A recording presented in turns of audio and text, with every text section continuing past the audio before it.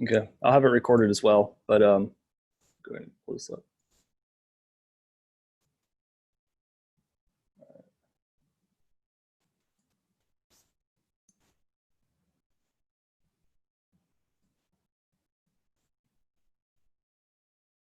There it is. Can everyone see my screen is shared?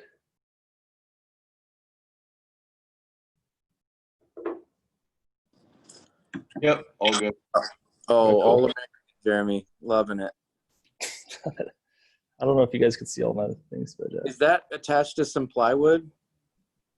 what? Your flag there. Oh no, it's a photo. Oh, I was thinking of the old deployment voice cons where you can see there's a plywood everything, and then there's this like tiny American flag pinned to the wall, and that was always behind the desk. Nope, just a good old JPEG. There you Well, go. I'm glad you made it. Yeah, I'm glad I was finally invited. Yeah, dude, I don't know what's going on. We always have an issue with the link, man. But yeah, I was actually just about to get started. So I'm just sharing my screen. So for those of you, I'm assuming everyone here is a TB member. I don't think you would have the link if not. I don't know what package you guys are on, but if you have friends and stuff that you think would be interested in joining TB definitely pass the info along.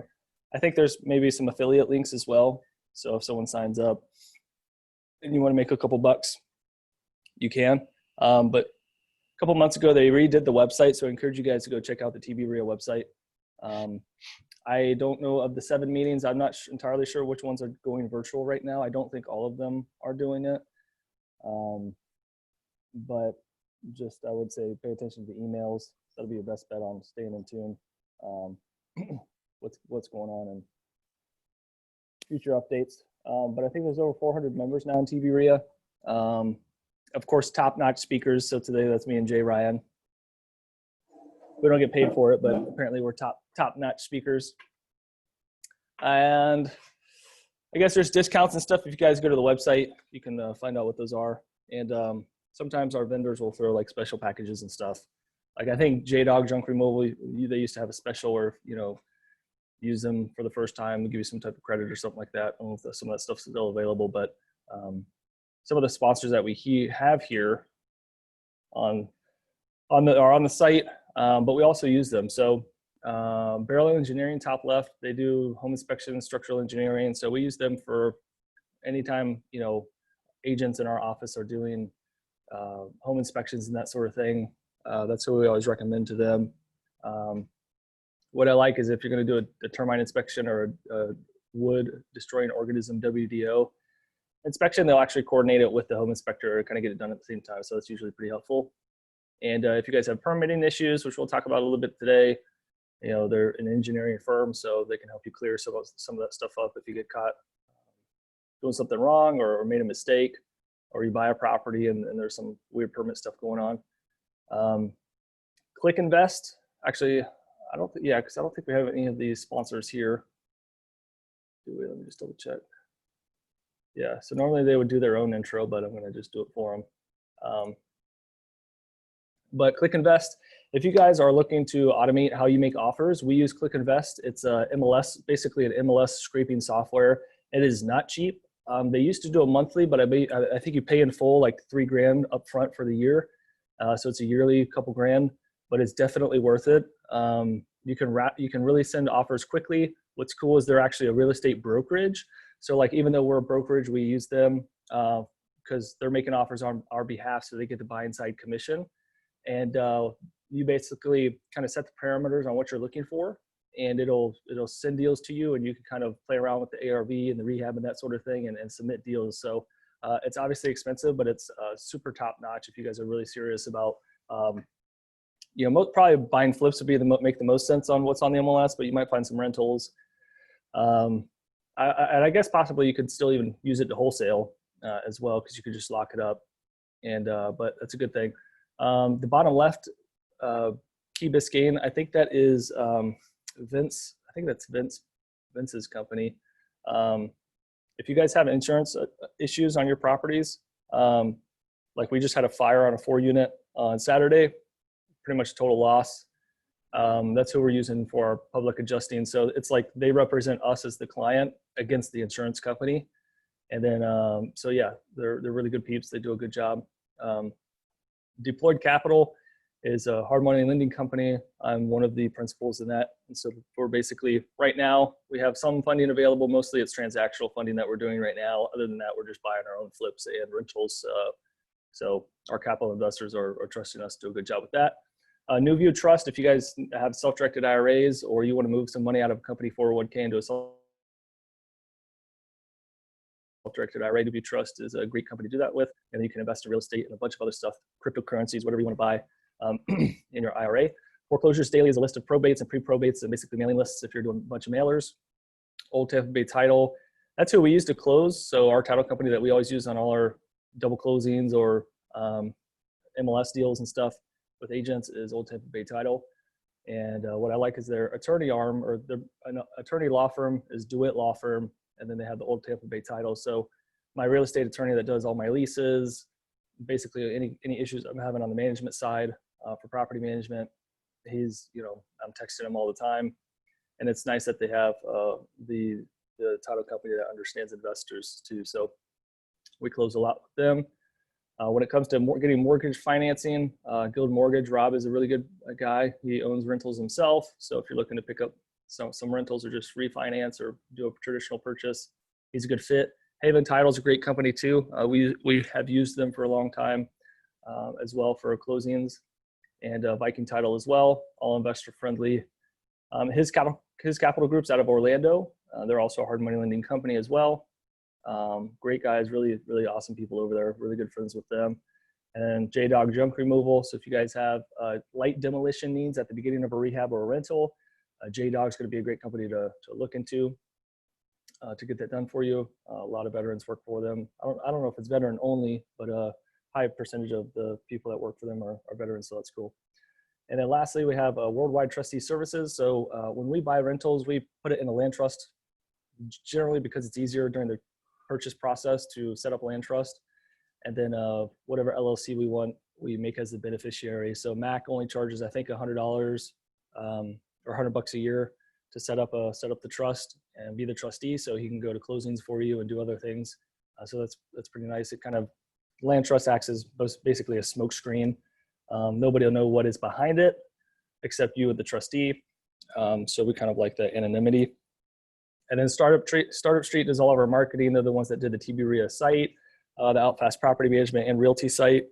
They do all our videos. So if you guys have ever seen our videos stuff online, are pretty awesome. And then just like, stories on Instagram and Facebook and that stuff that we do for Deployed Capital Group as well is all done by Startup Street. Podcasting, we haven't done lately, but podcast is all run by them. So basically marketing firm and branding.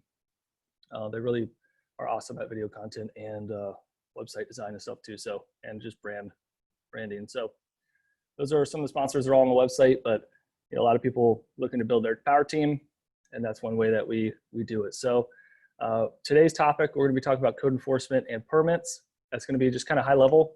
We might be able to get through it in about an hour or so.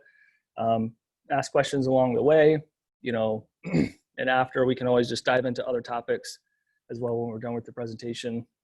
If you guys have any, personal questions about stuff you're dealing with or how to handle it. But just to give a quick, spiel about myself, and then I don't think Jared is here, but Jay Ryan is, or maybe Jared's listening in. But I'm a South Tampa host, been for a couple years now, and native of the area. Got out of the military in 2015. Got started as a real estate agent. Did some wholesale deals. One of them I'll talk about tonight, where we negotiated the code enforcement liens.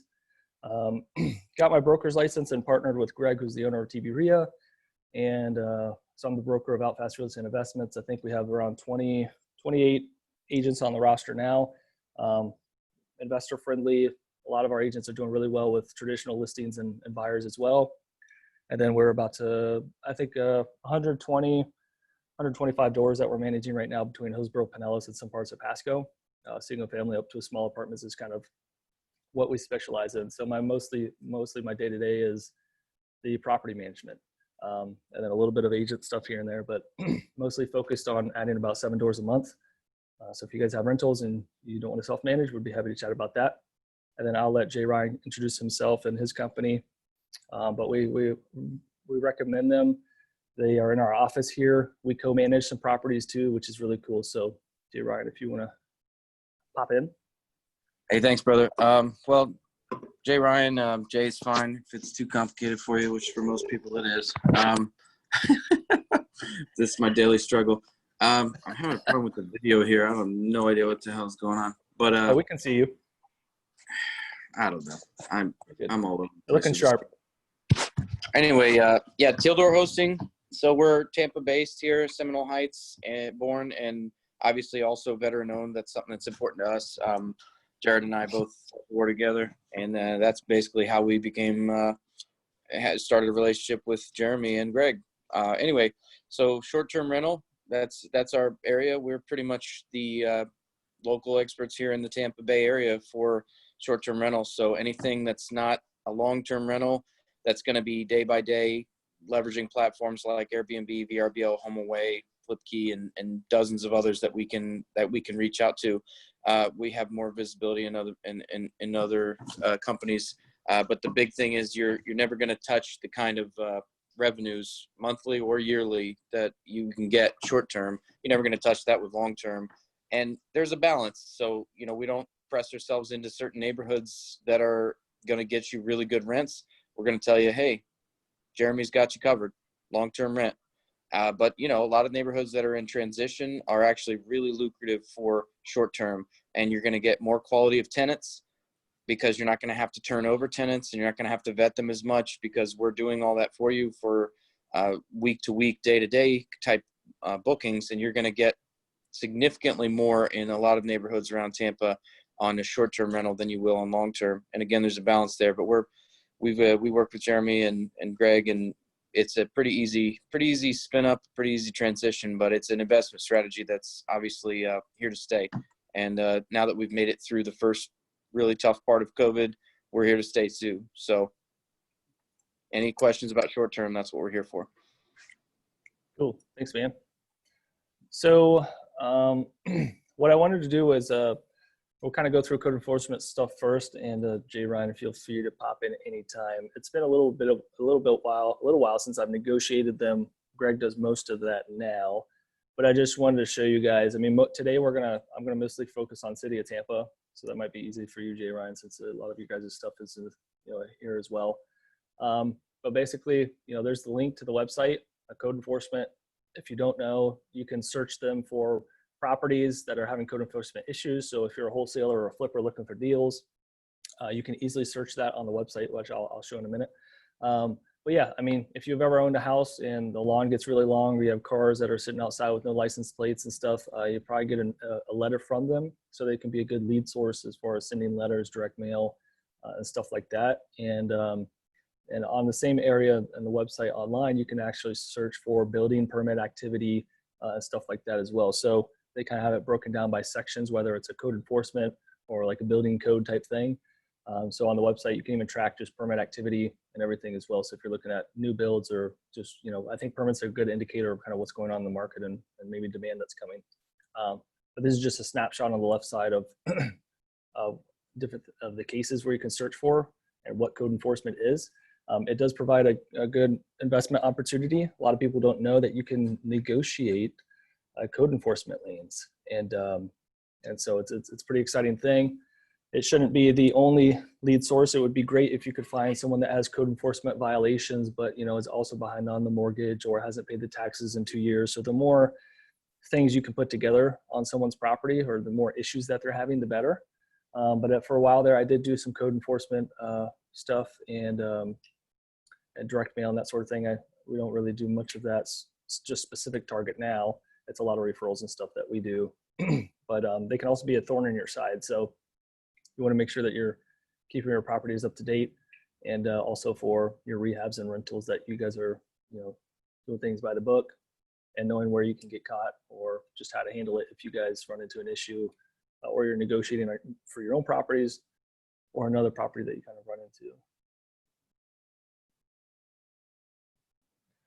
So on the City of Tampa, there's a search bar, which was kind of cool. I just pulled some of these snapshots. in the middle there kind of gives you an idea of the stuff that, they're probably looking for. You can always report stuff as well. So if you have, a neighbor that just keeps crap all out in the front of the yard or by the road and never cleans anything up, or, they have issues that are maybe safety related to the residents, you can always report them as well. It's really easy to do online. And if you have a contractor go sideways, they may report you to permitting or code enforcement if they're mad at you. So you always want to keep that in mind as well. But I just thought this was cool. So when you're on the website, if you just search Ybor, or really you could search any city or street name, it'll actually pull up everything that's going on. So the bottom photo there, I just pulled from today. So I just typed in, I think Ybor and enforcement. The top right is where you would select like building or code enforcement, or whatever. And yeah, right there, it started pulling up record numbers. So I didn't collect it looks like a clickable link under the record number, but I'm sure that would show the address and everything and what it is. So like I said, you can kind of play around with that, maybe find some opportunities there. But City of Tampa has done a really good job. Hillsborough is pretty good. Some stuff over in Pinellas is a little bit more challenging as far as their online platforms, but I feel pretty good about City of Tampa, whether it's public records or, even Hillsborough County.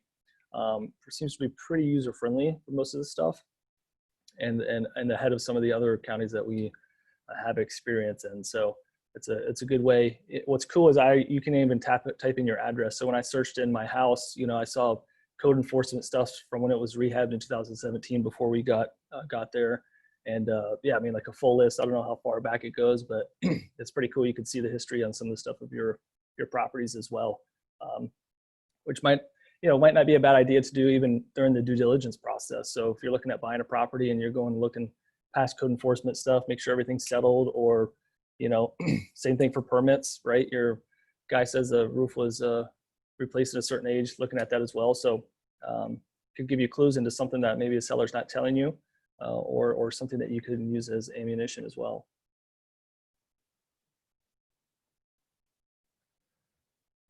This is when I wanted to show a case study. So this was back in 2017, I think. This was a kind of a funny story, actually. One of person that I went to high school with sent me a message on Facebook, and I hadn't talked to them in years, and we weren't really good friends in school. We just knew of each other. But they said, "Hey, my uncle or my dad has this property. We have kind of friends or family staying there. They're not paying rent. Blah blah blah blah blah." So I went out and looked at the property. I think it was a 3-2 or a 4-2, and this was the before photo. Obviously, it just looked pretty rough. I think maybe probably doing drugs out of there or selling them, and convicted felon living in there and all this other stuff, pit bulls and all the whole 9 yards. So we meet with them. I negotiated with them. I put it under contract for like $45,000, and then I was working with some other agents that were friends of mine that I had sold another property or two, wholesaled another property or two down in Ruskin to them. And they didn't live too far. So we negotiated with them for about $65,000. So when I was selling it, I was thinking that ARV was around 120 to 130, somewhere in there. I'm just always conservative. So selling them at 65 was about 50 cents on the dollar. And they still had a good spread in there. So they ended up selling it, fixing it up, selling it. The cabinets, I think they were able to keep, because the cabinets were actually done with granite already. So it was just maybe, I think, the roof with some windows and some other stuff. So I think they made out pretty well, but they ended up selling it for $142,000. And the main thing that they were having issues with too was code enforcement. So the left that just purchased, that was just kind of a funny flyer. We don't do that too often, but that was a flyer we did to the community, basically a subdivision once we bought it. It just said, almost like a cash buyer type thing. But the top right is the photo of the release of the lien. And the bottom right is basically the amount, $500. So we ended up negotiating from $20,000 down to $500. And Greg has actually done a $100,000 fine down to $1,000, and he's currently working on one that has about $250,000 in fines, and negotiating those down. So the benefit is a lot of sellers don't realize that this can even be negotiated. And so when they're looking at, if someone's looking at buying this, or even a wholesaler or investor is not really familiar, they say, the seller wants 60, but now they got $30,000 worth of liens on top, and it's only worth 140. Well, like, the numbers just don't make sense. So And my end buyers had no clue that I can negotiate those those liens down as well. So that probably helped me in creating a $20,000 spread that we double closed on. And the bottom left is an example of the application we used. So I just walked in. It was my first time doing it, so I went ahead and just walked into the code enforcement office without an appointment. I think you're supposed to make one, but I just walked in and said, "Hey, I'm looking at buying a property, and I'm working with the owners." I think it's benefit that I maybe had my license as a realtor, because I was just like, "Hey, I'm a realtor helping this family, blah, blah, blah." I basically just wrote up the story on the left side. I knew what the fines were. I think it was actually like almost 23,000 in fines, or it says right there, 22,925. And I just put my proposal. I was like, I don't know, I'm just going to throw a number at the 500, and they took it. So the only real two documents I gave them was the one on the left, the application, and the one on the right, which was like honestly, it was just made up. I think I typed out all of that myself, and the exterior build. I mean, it was stuff that needed to be done, but I tried to make it look like as much as possible. And you can even see, please fax contractor price quote to Greg Simpson. You guys know Greg's not a contractor, but yeah, I mean, basically just typed this up myself, and I don't think I had a price of what the total renovation was going to cost, but that basically was enough to get it done. And then the release of lien was sent to the title company, and then they kind of worked that out for the closing table. So a couple of the bullets that I have here is try to get in person and go in front of them. It's maybe not realistic right now. I don't know how their process is working, but I think it's good if they can meet you in person. I don't know if they require an in-person one before, if it's just done on the phone, but I think it helps. It's not a bad idea to overinflate the bid that you do have. You could have another contractor or someone do it as well. And I think it's good to also, like we talked about, scope of work. I didn't do this, but it probably wouldn't hurt if I had had a letter from the seller that said, kind of their situation and what was going on with them, to help just kind of give some light on the situation of why they weren't able to help fix some of the liens. And I don't remember exactly what the code enforcement liens were. It may be like an operable car outside and some other things, but I forget at the moment what it was exactly. One thing Greg did to get the $100,000 down to $1,000 was a credibility kit. So whether you're a wholesaler, flipper, whatever, credibility kit's just like a presentation about a little bit about you, your company, and we have a lot of testimonials in there, or houses that we've flipped or wholesaled in the past. So testimonials from the sellers on just working with us. And so I think that helps add some credibility to the situation as well. So it's not it's not a must, but that's really something you should have if you're meeting sellers and negotiating. I mean, even you could just do it on the MLS too. If you're just working with agents, you could just put together things like, hey, here's what we've gotten in the past. This is how fast we can close, yada yada. It definitely does not hurt. The main thing being though, with code enforcement, a lot of stuff is going to be daily fines, which can be removed. But if they send someone out or they pay someone to do something on the property, most of the time that stuff's not going to be able to be negotiated. So if the grass is like just super long or super high where it becomes a safety issue, or for some reason like a fire hazard or something, they may send somebody out to mow it or take care of it or repair something. You're most likely going to be stuck with those.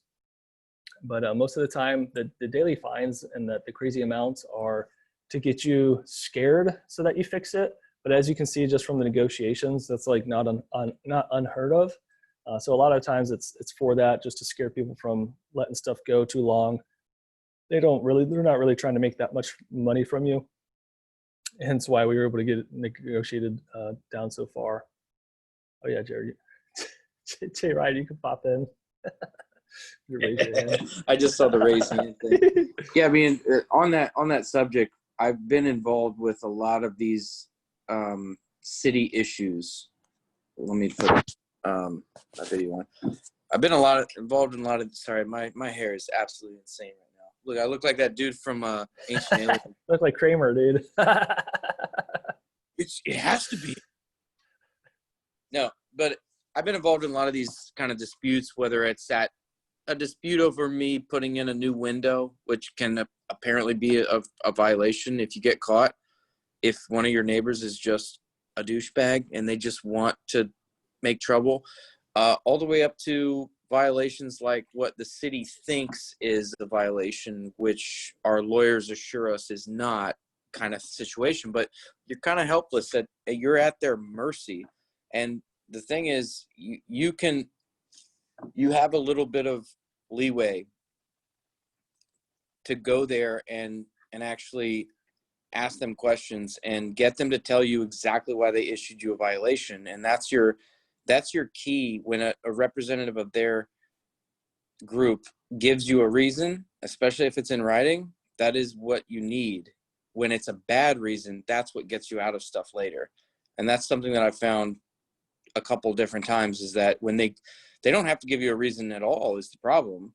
But when they do give you a reason, if it's a bad one, you can find that out. And I mean, you can consult a lawyer without having to really retain one, meaning they can look at the situation and give you advice. So don't forget to take the cheap way out and at least do that. Mm-hmm. Yeah, and I think when I went, I had branded shirt on and that sort of thing. So you look like a professional. You look like you're not just strolling in shorts and flip flops. And it might be the biggest thing to them, because I had a permit situation that was rescued by me basically searching out and kind of knowing a local contractor is very prominent, does a lot of big work in here, Tom Popa, does good work. And I was like, look, man, we kind of know each other socially from social media as business people. Can you submit these documents for me? Because when I submit them, it ain't meaning shit. So you have to, at some point, if you're in a situation where you need something to happen because you have a deadline, or you're already in sort of trouble with the permits, it's time to go ahead and maybe pay for someone's time, which I did. I paid for someone's time to basically do an email, to basically put his name on an email and say, yeah, this person's fine. And it got pushed through immediately. So there's always times to stick to your guns and know you're right. But there's also times to acquiesce and go, it would be a lot easier if I just hired someone to go file this for me, because when it's a homeowner, it ain't meaning nothing to them. And when it's a contractor who has a name in the town, I mean, whatever city you're doing work in, leverage that. That's huge when it comes to permit stuff. Leverage the people you know, and that's why your network is always your net worth, because these meetings, there are contractors in these meetings too, like there are people who do flooring and do all kind of stuff who are also real estate investors. They see that the people they're working for are making all the money. So a lot of contractors who are smart are like, hey, let me get a fucking piece of that. You got to leverage your network there and say, hey man, could you maybe just put your name on a paperwork? You can inspect it and do your stuff right. Don't try to skate the system too much, but also save yourself and save some money. Mm-hmm. Yeah, great point. That so our contractor that we use, I'm sure he does a couple million a year, and when they're doing that large of volume, the circle is pretty small with someone doing that much permits, that much volume. So their name's going to carry weight with their company, just like you mentioned. So when we get to the permits area, people doing inspections on the properties, if they know, like he says, sometimes I'll have inspectors come out and like they'll just say, hey, such and such, how you doing? They won't even go in the property, or they'll just barely peek in because they know the quality of work. So it's a good point that could go a long way in both situations for sure. All right, let's see the next one here. Oh, and if you guys feel like you want any of these documents that I have, I could find them in my email, and if you felt like I'm browsing over it anymore. So that was kind of the code enforcement, just kind of short and sweet. Things that we've done. There's not too much to it. We don't run into it a lot, but it's good to know and have the ammunition with that as well. So when I was putting together some of these permit slides, I just called my GC for some high level stuff as well on. Okay, cool. Yeah, I'll send it to you, Rick. These, and I can send, like I said, I can send these slides as well. So these links here are the links to the areas of the permits in each place. Like I said, most of the stuff we do is Hillsborough and Pinellas County. So that's why I just have these three here. I think the bigger issues we've run into with just slower processes, even on the rental side with Section 8 and stuff, City of St. Pete seems to be pretty terrible. But nonetheless, I have these three that I included for you guys, and had the GC make sure that these were the most up-to-date areas to be doing permit searches. You know, licensed professionals are pulling the permits for you guys. If you own the residence, you know, you can pull your own permits, but you're depending on what the work is and the scope. But when it comes to actually needing permits, of course, most of the time it's going to be for stuff that's you having a licensed professional for. Of course, all your vendors should be properly insured and all that stuff. But as an example, on my house, we reopened one of the windows. Technically, we should have pulled a permit for that, but I'm not going to pull a permit for something dumb like that. So we had our framers come out just on the weekend, bang it out. Same thing for my electrical panel. Technically should have pulled a permit.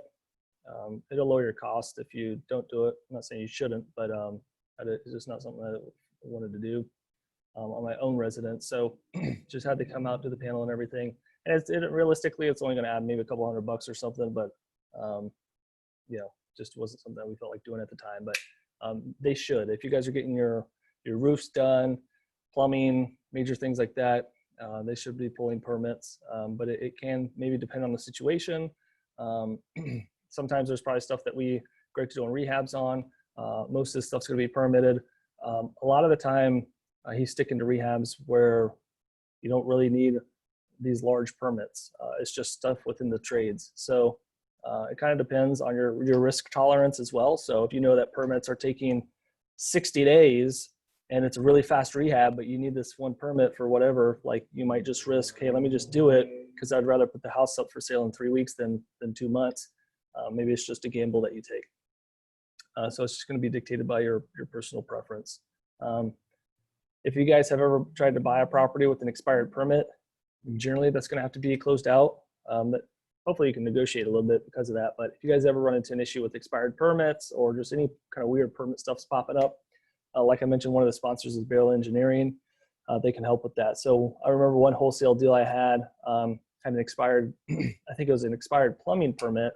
And I called Leo, I think it was at like, I don't know, it was at like midnight. And for some reason he was still up doing some work or whatever. And I told him I needed it like next day. And he got someone there in the morning and got me kind of squared away. So it helped save the deal from closing once the title search and stuff came back. For that as well. So one thing that you may run into or you may consider due to the speed or necessity of that is an after the fact permit. I don't know too much details about it other than it's just how it sounds, after the fact. So you do some work, you have an engineer or someone coming after. We've paid Leo that before. You know, one instance paid him $1,000 to come out and just basically sign off that everything was good. And so that's sometimes just what happens or something that we got tangled into and needed to have done. Or, you know, for example, if you were doing some unpermitted work that should have been permitted, and they're telling you to tear it down or rip all of it out, maybe there's a possibility you could get someone, you know, an engineer to come in or someone like that to sign off and say, you know, it's good up to this point or whatever, like they don't need to really rip it back out, and that sort of thing. So I think lastly here I had on this slide is nice spelling error there. The general contractor, so when I was putting together some of these slides, the GC that we use, they're going to be a great source of understanding the timelines for the permits and stuff. So if you guys are looking at a rehab and you're looking at additions, you know, adding a second level, like some pretty big stuff, I would say that's probably a bad idea right now, especially given the current environment. We don't really do stuff that big anymore. That never really worked out that well when we did the larger rehabs with additions and engineering or architectural drawings and stuff. So, but the GC is going to have a good pulse on what's going on as far as the market is concerned with permits. So timing and stuff like that, which we'll cover in the next slide. Most of the time, you don't have to really know much about this. The person that you're hiring is going to be taking care of all this. But if you are interviewing contractors, let's say, or maybe other vendors, and you've asked them for past work and addresses, it's not a bad thing to go and look at some of those addresses of where they're supposedly doing the rehab or where they supposedly, you know, replace this roof, and make sure they did. You know, check if they did permits. and that sort of thing. And then obviously if you're in the middle of a project and you're paying for permits or you're doing stuff that you both are on the same page that needs a permit, you want to make sure that they're doing them and just spot checking. Our contractor said that City of Tampa is probably the best for their permitting process. It can be done in 30 minutes or less for your general trades. On some of those trades, it's mostly just a final inspection once the work is completed. But there are some times when you're going through permitting and they're going to do like an in progress inspection as well. So that would vary. All of this will vary by county. It may even vary by like what's going on. So like right now they might not be doing a lot of in progress because if they're limited man hours and they still need to get all these permits pushed through, then maybe they're doing final inspections only or something. So it may depend on the current environment as well.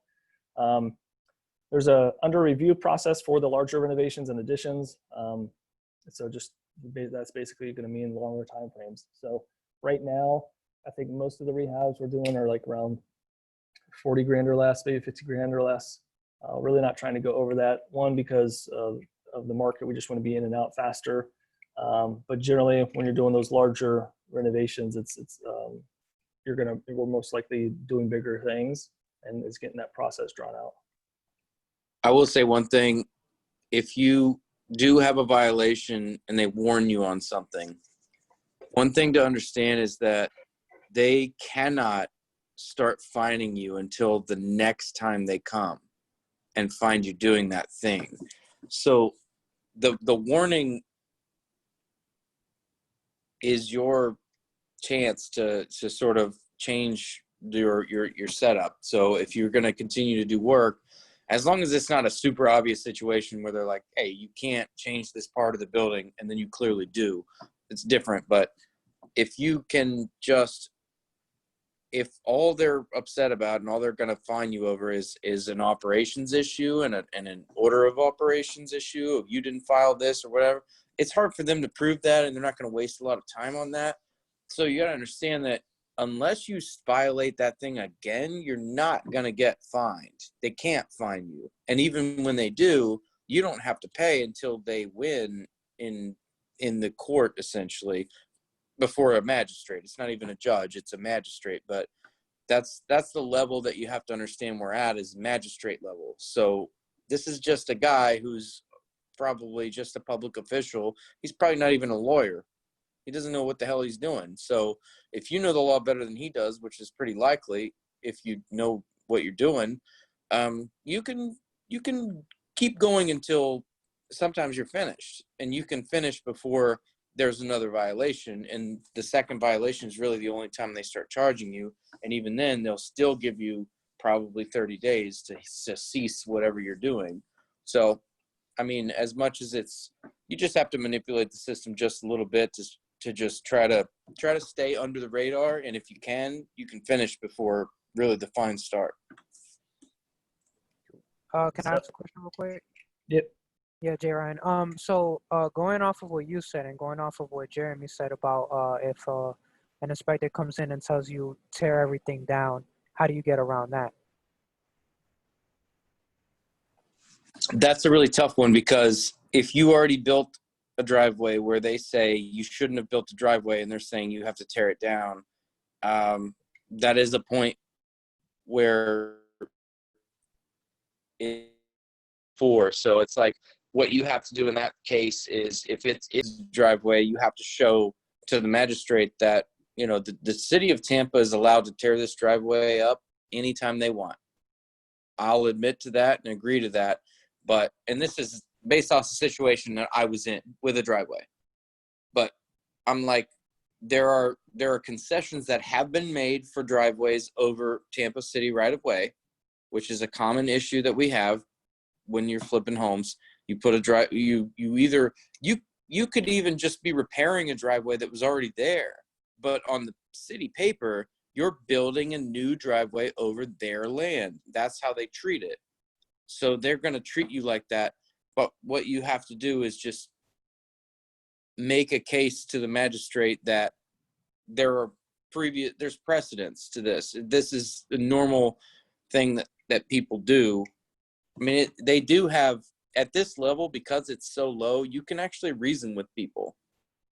But at the end of the day, it's the rules say that you can't put a driveway over Tampa City right of way, but the other rules that are also part of Tampa's governing policies are that the city of Tampa is allowed to tear it up if they want to. So if you can just present that to them, just say, I'm willing to say you can tear it up, because you know they never will have to. You can win that case. It's just a matter of knowing what the regulations are. I mean, I hope that kind of addresses that. Yeah, it did. It did. Thank you. Okay. Yeah, I think it's part of it's obviously being educated, and then any professionals you can latch onto, or knowing the laws yourself, or in that situation, maybe zoning, some of that stuff that can be used as ammunition that the other party might not be aware of as well. That's what they're for, though, is because I've been through the driveway issue, and I know exactly what the rules are because I had them thrown in my face. Mm-hmm. So it's like, that's what TB-RIA is kind of really all about, is like a group of professionals that are in this business and go, well, yeah, I had that thing happen to me. Here's what you do. That's really what this is about. And when it comes to driveways, the people who build driveways have absolutely no idea what the regulations are. Believe me, they will pretend they will all day. They don't. Don't trust them. Go look it up yourself, and then you hold them to task. That's maybe one of the better lessons out of this whole meeting, is when you get a professional, especially a subcontractor, to do work, your knowledge of their requirements is super important. And you should, as a professional, go out and seek that from the city and know, what is my plumber supposed to do? Because if he doesn't do that, then he's leaving you holding the bag. And if your driveway guy says, no, you don't need a permit for this, I think you should go ask the city. And if the city says you absolutely need a permit, and the specific contract that I was sold for a driveway was literally illegal, not even that I couldn't get a permit, or not even that I didn't have a permit, they said I didn't need one. I not only didn't have one, but I absolutely needed one and couldn't get one with the format of the driveway that I was paying for. And I ended up paying for that entire driveway that I didn't get. And I had to put that concrete on other stupid places on my property just so I can get something out of the, I'm just saying, like, I've just been through, because the city just flat out told me, no, I cannot build a driveway on this particular piece of land. So it's knowledge. And honestly, all you have to do is go on the website and it's dense. It's a lot of material. It sucks. But as a professional, if you want to know what the hell the rules are, you got to look them up. You got to read it. You got to know it. And then when they tell you, hey, you're violating this, you're like, oh, excuse me. No, I'm not. You need to know that. Yeah, and when good. a professional is taking advantage of you and they don't know the rules, even though that's what they do for a living, which seems pretty simple, but they don't know the driveway rules, even though they build driveways. It's crazy. But that is the world we live in. So you have to vet your professionals that you use as subcontractors, and you have to make sure you are more knowledgeable than anyone you ever hire. Good stuff. So the last couple bullets we have here, if you're doing a renovation permit and there's no addition, you said maybe 2 to 4 weeks with nothing structural. If there's an addition, it could be much longer. And we're given the current environment, it could be longer, but I think these are pretty accurate as to what's going on right now. Like I said before, kind of takeaway here for us, to you guys, is do the quick rehabs, get the stuff that's in and out. Don't do anything major, not only from saving time on permits, but also if you are and if you're selling in a certain community where the days on market are a little bit longer, like you need to lower your holding costs of your costs month to month on your rehabs or whatever you're going, or whether you're paying hard money, taxes, whatever it is. It makes sense to be in those low days on market communities and getting in and out. So I think the most recent purchase we just did last week was a condo, I don't know, like 70K or something, 70, 80. Gonna put a little into it and then let's say sell it for 130 or somewhere like that. Really fast, probably done in 2 weeks. Limited rehab, in and out type stuff is good.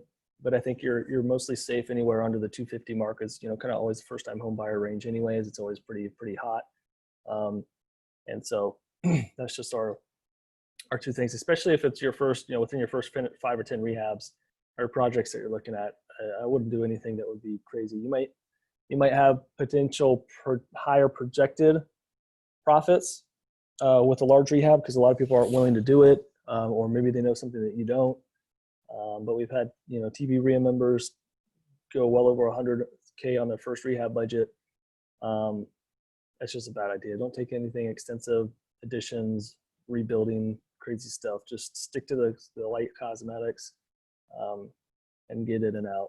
Is that it? I think that was my last slide. So, it was kind of a quick one, but that's my last slide that I have for that. Do you guys have any questions on code enforcement or permits?